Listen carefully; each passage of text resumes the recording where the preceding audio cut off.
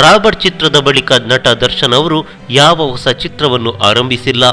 ರಾಕ್ಲೈನ್ ವೆಂಕಟೇಶ್ ನಿರ್ಮಾಣದ ರಾಜವೀರ ಮದಕರಿ ನಾಯಕ ಚಿತ್ರೀಕರಣ ಈ ಮೊದಲೇ ಶುರು ಮಾಡಿದ್ರೂ ಲಾಕ್ಡೌನ್ ಕಾರಣದಿಂದಾಗಿ ಸ್ಥಗಿತಗೊಳಿಸಲಾಗಿತ್ತು. ಈಗ ಲಾಕ್ಡೌನ್ ತೆರವುಗೊಂಡಿದೆ. ಹೊಸ ಸಿನಿಮಾಗಳು ಶೂಟಿಂಗ್ ಆರಂಭಿಸಿದೆ. ಆದರೂ ರಾಜವೀರ ಮದಕರಿ ನಾಯಕ ಚಿತ್ರೀಕರಣ ಇನ್ನೂ ಶುರು ಮಾಡಿಲ್ಲ. ಈ ಬಗ್ಗೆ ನಿರ್ದೇಶಕ ರಾಜೇಂದ್ರ ಸಿಂಗ್ ಬಾಬು ಅವರು ಮಾತನಾಡಿದ್ದಾರೆ.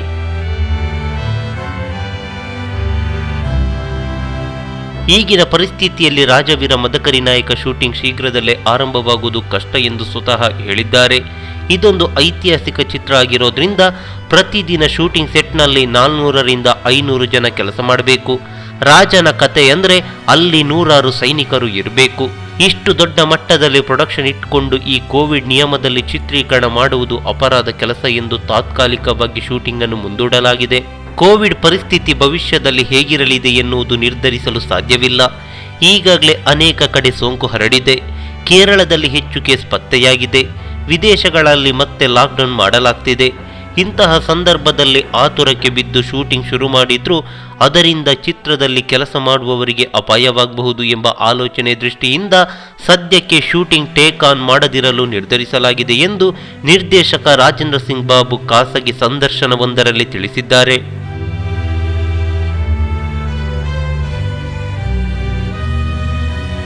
ಇನ್ನು ಮಾತು ಮುಂದುವರಿಸಿದ ಬಾಬು ಅವರು, ರಾಜವೀರ ಮದಕರಿ ನಾಯಕ ಇದುವರೆಗೆ ಕೇವಲ 20 ದಿನಗಳ ಶೂಟಿಂಗ್ ಮಾತ್ರ ಆಗಿದೆ. ಮೊದಲ ಹಂತದಲ್ಲಿ ಕೇರಳದ ಕೊಚ್ಚಿಯಲ್ಲಿ ಚಿತ್ರೀಕರಣ ಮಾಡಲಾಗಿತ್ತು. ಅದಾದ ಮೇಲೆ ಸಿನಿಮಾ ಕೆಲಸವನ್ನು ನಿಲ್ಲಿಸಲಾಗಿದೆ ಎಂದು ಹೇಳಿದ್ರು. ಹಾಗೆ ಸ್ಕ್ರಿಪ್ಟ್ ರೆಡಿ ಇದೆ.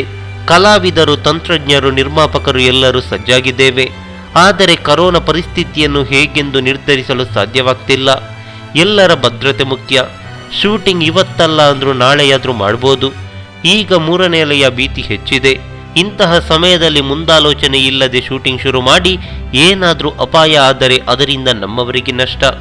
ಮದಕರಿ ನಾಯಕ, ಹೈದರಾಲಿ, ಸೈನಿಕರು ಹೀಗೆ ತುಂಬ ಕಲಾವಿದರು ಭಾಗಿಯಾಗುವ ದೃಶ್ಯಗಳು ಹೆಚ್ಚು. ಇನ್ನಷ್ಟು ದಿನ ಕಾದು ನೋಡಿ ಮುಂದಿನ ನಿರ್ಧಾರ ತೆಗೆದುಕೊಳ್ಳಲಾಗುವುದು ಎಂದು ಸಿಂಗ್ ಹೇಳಿದ್ರು.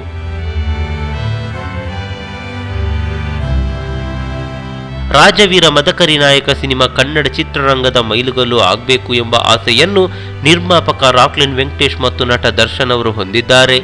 ಈ ಚಿತ್ರವನ್ನು ದೊಡ್ಡ ಮಟ್ಟದಲ್ಲಿ ತಯಾರು ಮಾಡಬೇಕು ಎಂದು ನಿರ್ಧರಿಸಲಾಗಿದೆ. ಹಾಗಾಗಿ ಸಮಯ ತೆಗೆದುಕೊಂಡರೂ ಪರವಾಗಿಲ್ಲ. ಯಾರಿಗೂ ತೊಂದರೆಯಾಗದಂತೆ ಕೆಲಸ ಮಾಡುವುದು ನಮ್ಮ ಜವಾಬ್ದಾರಿಯಾಗಿದೆ ಎಂದು ರಾಜೇಂದ್ರ ಸಿಂಗ್ ಬಾಬು ಅವರು ತಿಳಿಸಿದ್ದಾರೆ. ನಮಸ್ಕಾರ.